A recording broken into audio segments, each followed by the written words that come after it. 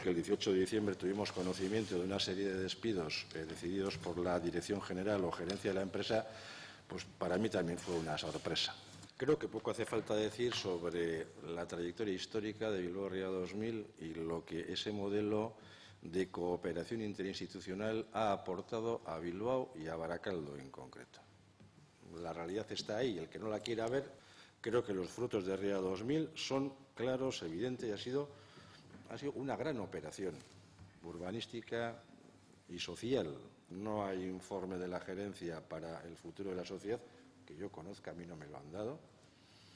Y espero que en un próximo Consejo de Administración, pues con nuestro 15%, pues también plantearemos algunas de las preguntas. Espero que en el próximo Consejo de Administración pues podamos tener nosotros y ustedes, y espero que todos, respuesta a muchas de estas preguntas.